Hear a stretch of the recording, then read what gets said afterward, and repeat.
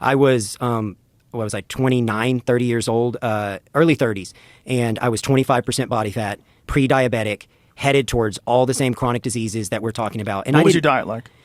My diet, originally my diet was terrible. It was a traditional American diet, right? So I was a surgical rep, and I had to be in the OR by 7 a.m. And so I would go do CrossFit every morning. Then I'd go to the OR. I'd be in cases all day. I would eat whatever I could. I would drink a Starbucks Frappuccino, not realizing there's 1,800 calories of sugar and chemicals and no nutrients. I just didn't know. And I grew up in a family, again, a foster family where we were middle-class America, but maybe it was the 80s.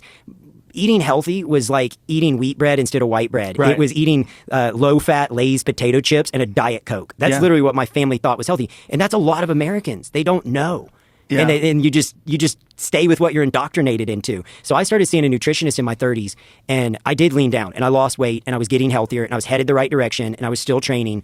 But he was like, if you're doing everything I'm saying, and so let me take a step back. I would go to a primary care, and it would take 3 months to get in with a primary care. Then they would just pull a basic lipid panel. And then I would say, well, can we look at my hormones? No, we don't need to look at hormones. We're going to look at your lipid panel. We're going to do a wellness check. Well, that doesn't include hormones in this country. It's not a deep dive because they're scared to do that because the insurance companies control what they'll reimburse and not reimburse. And so clinicians in this country are terrified to do the deep dive, and they only have 6 minutes with you. So they got to get you in and out of there. Right. Long story short, 6 months later, still fat, still trying to lose weight, working out every day, seeing a nutritionist. The nutritionist said, I want to refer you to a urology buddy, Dr. Larry Lipschultz, who's one of the godfathers of urology and hormone optimization in the United States. And when I went and met with Larry, he was shocked after he pulled my blood work, and we actually did it twice because he just didn't believe my readings. And my testosterone level after seeing him was 98. Oh my God. It's insane. And that's like a woman's. But I know. It was terrible. And so he's like, of course he's like, I don't know if you're fat because, I told this story before. I don't know if you're fat because you have low testosterone or if you have low testosterone because you're fat. But you are fat with low testosterone. And so that was my baseline. And through just What were you eating then when you went to the nutritionist? By then I was using the nutritionist, but then it was a question of, did I dig too big of a hole? And then the question is, are you overtraining and you're crashing what little hormones you have left and your body's trying to get ramped up? So we ended up treating at the time with HCG and clomiphene. Let me ask you this. What did the nutritionist tell you to do? Oh, we prioritize protein, 1 gram of protein per pound of lean muscle mass. We cleaned up my diet. If you make protein the basis of your diet, because you need 1 gram of protein per pound of lean muscle mass to maintain. If you're trying to gain lean muscle mass, you have to up that protein intake. And then based off diet or lifestyle and activity level. And so we would prioritize my carbs through certain times of the day. We would keep me at a caloric deficit, and we'd prioritize protein in that caloric deficit. And what you'll find is mind-blowing.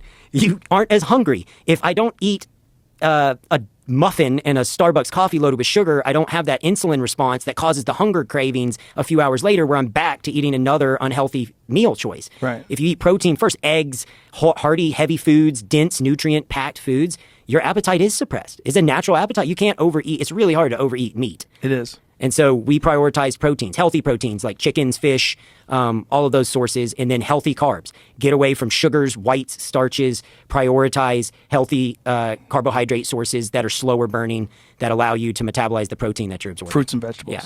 So how much weight did you lose that way? I literally went, starting on diet, I probably lost about half of the weight that I was trying to get off.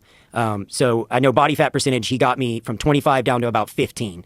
And then when we added hormone optimization, not testosterone at the time. It was HCG and clomiphene, which boost your natural testosterone levels, being monitored by a clinician within physiological norms, right? To try and make sure that we're optimizing my health, not trying to get jacked and tan. Like, it literally helped me go from 15 to, at the time, I think I dropped down to around 7%. And I did not change anything. I was working out the same way, eating the same way. 7% is very lean. Yeah. And now I walk around 12 to 15. That's sustainable. And I think in my 40s, that's a level that makes sense to me. But I think the way to do that is you don't wait for people to get chronically